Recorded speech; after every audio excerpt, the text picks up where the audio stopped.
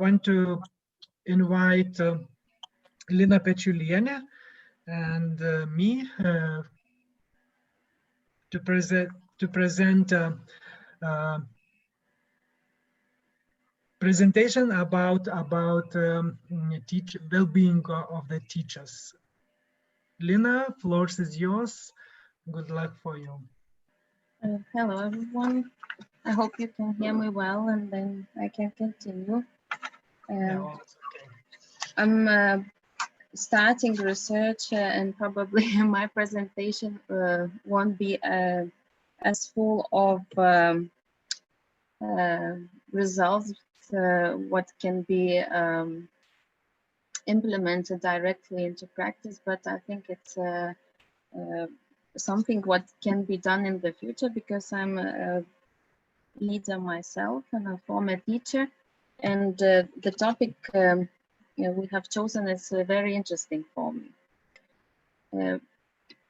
When we talk about education, it's interesting how can we improve it. We heard what big expectations towards education are coming from economy, from sustainable development implementation.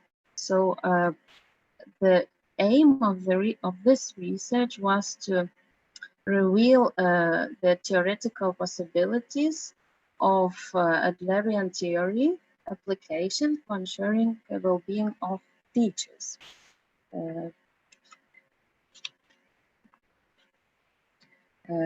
As everyone knows, there are a lot of issues related to education, and probably even more related to teaching profession.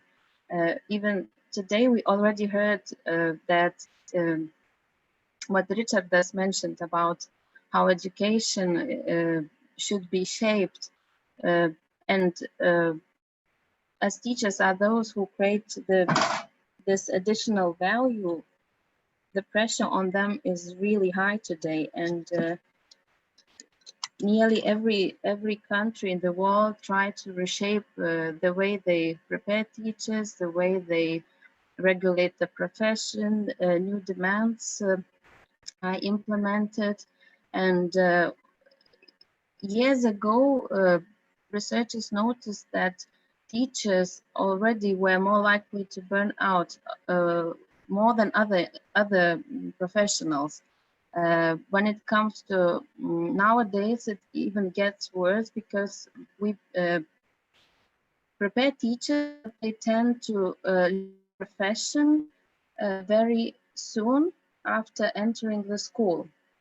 And there is a lot of evidence from research that of course it varies from country to country, but with exception of few, every education system face similar challenges. We are in shortage of teachers, and those teachers, what we prepare, they quit soon, or they plan to do so. There's a tendency to see educational leadership as a leadership for learning, first of all. But maybe it's a too narrow perspective if it's only about taking a lead towards better learning outcomes, not considering all aspects what have impact. Many times teachers as human beings themselves aren't the subject of the topic. Also, well-being of teachers might be a key determinant for educational improvement as well. Companies increasingly rely on diverse and multidisciplinary teams that combine the collective capabilities of women and men, people of different cultural heritage, and younger and older workers. But simply throwing a mix of people together doesn't guarantee high performance. It requires inclusive leadership, which assures that all team members feel that they are treated respectfully and fairly, that they are valued, and sense that they belong, and are confident and inspired. Because but inclusiveness, it's not isn't just nice to have in teams. Research shows that it directly enhances performance. Teams with inclusive leaders are more likely to report that they are high performing, more likely to say that they make high quality decisions, more likely to report behaving collaboratively. Inclusive leadership in education many times refers to inclusive classroom, sometimes inclusive staff recruitment attitude, promotion of inclusive communities. But I want to draw attention that an object of inclusion might be anyone, any teacher, because who suddenly feels excluded, including an average teacher in quite a homogeneous school. Exclusion might be not determined by your skin color, your ethnicity, gender, age, religion, and etc. Due to profession issues, any teacher might experience loneliness, frustration, and other difficulties. And I was thinking how it might be possible to address it from theoretical point of view, and this theory of Adler in 80s has been translated into some sort of simpler language for parents in order to help them understand how Adlerian theory can be applied in parenting. But Adler's theory wasn't just about raising the children, it was just about human beings, how we develop and what is important for us. Also, I thought the way PEČIULieň has translated this theory into like crucial C's, as she called them, it's very easily understandable and can be applied not only parenting or teaching, but also in management. So a need to connect was based on Adler's theory statement that everyone feels a need to belong and have a bond with the others. When we feel secure, we can reach out and make friends. And these connections help foster a concern for the welfare of the community. Some research points out teachers' isolation. Teachers are particularly at risk for experiencing stress due to depersonalization because of the sense of isolation they often experience without any opportunity to interact with peers. Spending most of the day behind closed doors strengthens teachers' risk for burnout because they have no opportunity to decompress accumulated stresses of the day by talking with their peers. The risk of teachers developing burnout looms large because much of their daily work occurs in this professional isolation. It is important for teachers to strategically seek out opportunities for positive interactions with their colleagues, but is it always possible? In some cases, yes, in others, not. Even when it's possible, it's worth to mention that the interactions teachers have in their work environment and the relationships with the people they work, students, fellow teachers, administrators, parents, other members of community might comprise the most relevant sources of stress and burnout for teachers. So it's like dealing with parents might be stressful as well. And it's like a paradox that sometimes teachers are surrounded by people, but at the same time they might feel really isolated and lonely with their problems. And some suggestions how leaders can help teachers to feel that they are connected on the slide. The other crucial C is a feeling that you are important, that you are counted. Every person strives to feel significant.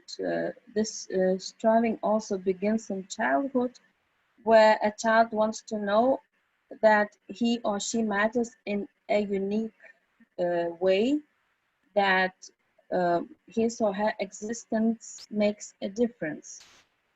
As a young person grows into an adult, he or she continues to seek out relationships and opportunities where he or she feels significant and capable of making a difference. So all of us have this need, and teachers burnout occurs when teachers no longer find significance in their work and feel powerless to define their professional roles, as it is in many countries. And it can be experienced as a feeling of lack of meaning that teachers expect to achieve through their work. And when individuals feel that their job performance is failing, or that the way in which their job ought to be performed is not the way they actually perform it, and when work no longer gives their lives a sense of purpose. And this is why some teachers decide, for example, to change their profession choice. The other crucial C is a need for capability. Adler talked about turning felt negative into a perceived positive. And every healthy person has this desire, and it is really important to foster that, because current research says that the whole set of competencies that teaching professionals require today, they cannot be fully mastered by any individual, let alone at the very beginning of their career. So it's quite typical that teachers, especially novice teachers, will feel that they are not capable of achieving the goals.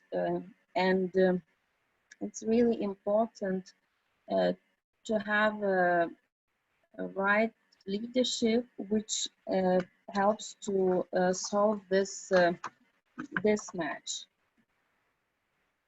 The last C, which is very important, it's courage. And the manner in which an individual attains the first three C's will determine his or her level of courage. A courageous person finds healthy and socially useful ways to connect to others, to feel capable and count. With this in place, an individual has the courage to be imperfect. A person who lacks courage often resorts to unhealthy and socially useless ways to attain the first three C's. This is how probably we get sometimes news articles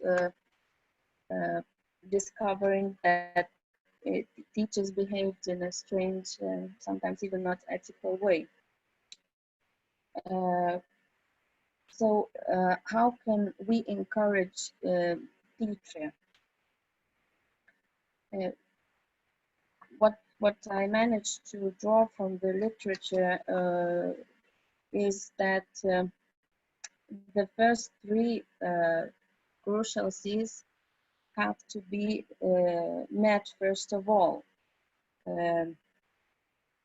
Also fostering culture which enables people to be brave of trying innovations, for example, which is very necessary in education. proposing changes, pointing problems, mistakes, own mistakes too, and empowering teachers for taking initiative, looking for solutions. It's important to acknowledge that teachers don't have to be ideal, like no one else nowhere. It's normal to make mistakes. So the school culture, which is looking for the guilty ones or apply some like punishment strategies for teachers who will not achieve their goals, let's say giving less workload if teachers, students achievement is not high enough, for example, is working against that. It just causes more trouble. So fostering collaboration and solutions what are made by teams, not by single teachers, because it reduces the if it's for example, this innovation what was suggested had failed, so it's responsible not a single teacher but the whole team, and they perceive it easier than and are not discouraged to try again. And what is also important to keep teachers encouraged is to value efforts more than results, because when we give positive feedback only based on results, we cannot encourage people when they fail, and teachers have to fail a lot in order to find the best solutions, and they even when they fail they need to get encouraged. So pointing the efforts, giving them support, and recognize the time and other resources they have invested into looking for solution is also very important. And conclusions that educational challenges require more attention and support for teachers as agents of change. We heard today about the financial side of education, about other issues what can also maybe related to education quality, but the teachers are those who are most important probably, and they also deserve attention. And inclusive education, which is high on the agenda, needs inclusive leadership, but this leadership should be not only for students and not only for communities, but it should also address the needs of teachers. And this Adlerian theory, transformed into crucial Cs, can be used for creating a system for ensuring the well-being of teachers. Because when teachers will feel connected, counted, and capable, they might have enough courage to face the challenges of their profession. So thank you for your attention. Thank you, Lina, for your presentation. So time for the question. Brigitte, please. Okay. So as far as I understood, this is just a theoretical framework of your future research. Is it that so? One of my future research, maybe, because I graduated from educational leadership, and now I study in Šiauliai University. I'm a PhD student of education, and my main topic is teacher identity, but on the side, this topic was also very interesting for me because I work a lot with schools and teachers in my life, my job, and it was interesting to see what framework can be taken and implemented easily in the schools, let's say, in the systems. So that's why it was chosen. Okay, so my question is maybe more related to some practical aspects. What do you think, Lina? What are the first steps for a school principal to take in order to implement these beautiful things you are talking about? What do you think? What he or she, a school leader, a school principal, should do? Like the first steps? I don't know if it's applicable worldwide, but at least in Lithuania, what I see from teachers and principals, it's like they have to step down and be not above the teachers, but like among them, and see them as really important people in the school, because I think it's still the principal who is the most important in some schools, but not the teachers. And I think this is very wrong. Or for example, in some schools, parents are most important. I don't think that this is right. I'm sorry. Yes, I don't think it's right. I think the teachers, they are the main agents of educational change, because they are those who create actually the biggest value in the interaction with students. And if we just put the pressure on them and we do not give anything for them to survive, to develop their resilience for burnout, do not provide any support, ignore their needs, then they will really quit, and we will have shortage of teachers, or those who are still in job, they will be tired, angry, and the work efficiency won't be very good. Okay, thank you. Thank you. Thank you for the question, and thank you for the answer. Yes, Marina, please. Thank you very much for your presentation. Very important subject. One insight has come to my mind when I was listening to you. You mentioned that half of all new teachers leave their profession within 5 years. And I think maybe one of the reasons why they do it, just because not all graduates of pedagogical universities would really like to be teachers. For example, in some places, it's easier to become a student of pedagogical university because the contest is comparatively low there.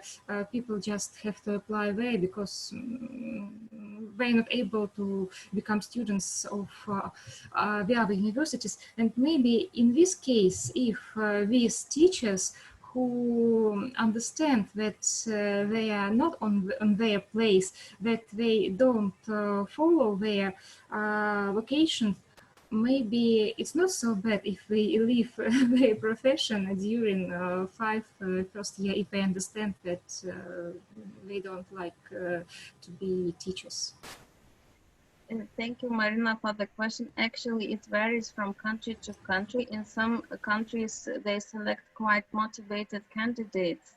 And these candidates, when their motivation is checked before entering the profession field, they still have very high motivation and quite high self-confidence. Also, when they enter the school, somehow their motivation melts down.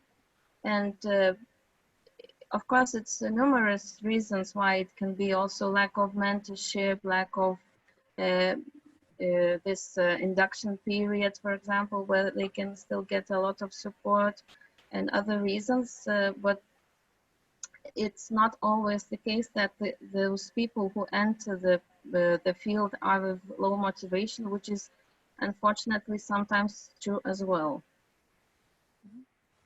Thank you. Thank you. So no question asked, and I thank you, Lina, for your presentation.